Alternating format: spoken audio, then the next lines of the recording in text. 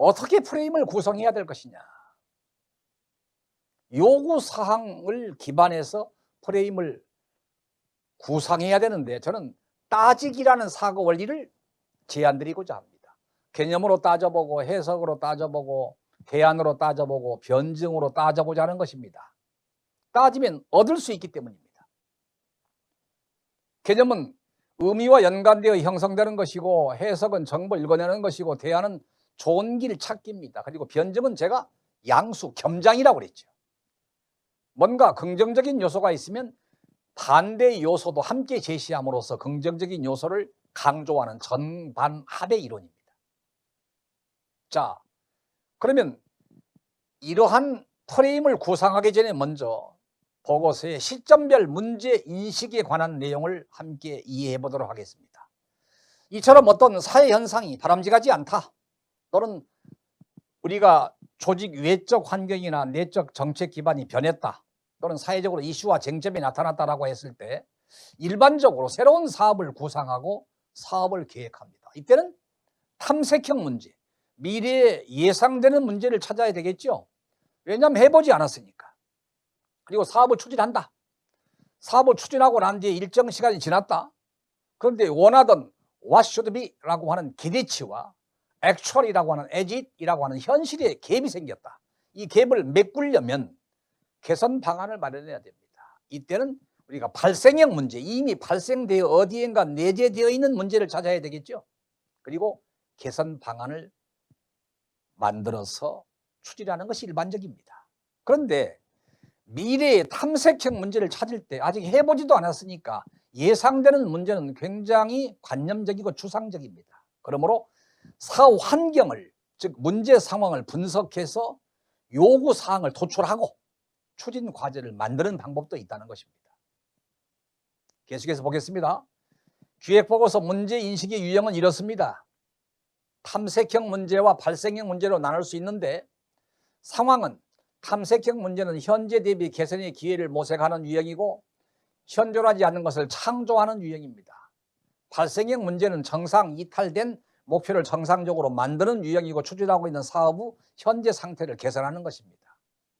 간단한 예시를 보면 탐색형 문제는 새로운 사업을 기획하는 것이고 예산을 20% 추가 절감하는 것이고 일자리 10만 개를 새로 만드는 것입니다.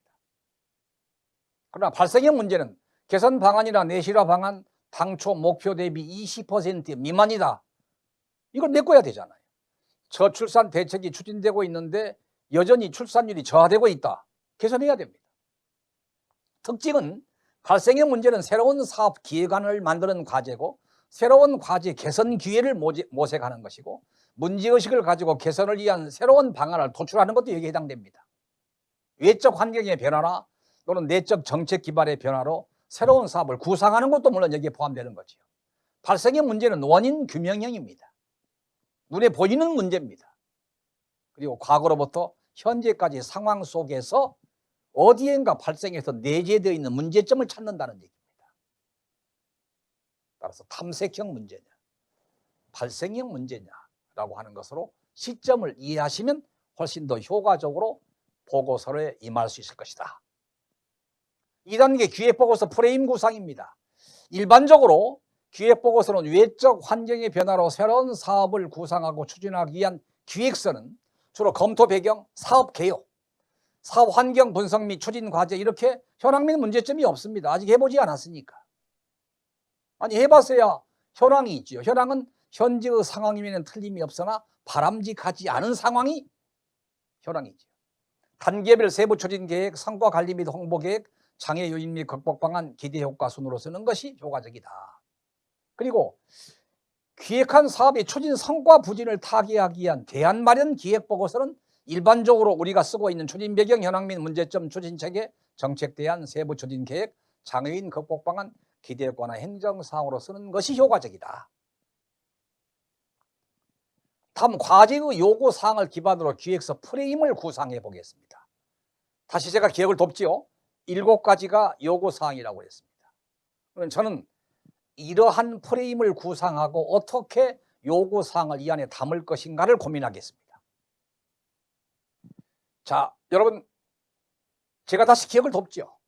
이와 같이 과제의 요구사항을 파악했습니다. 그리고 제가 프레임을 구상했습니다.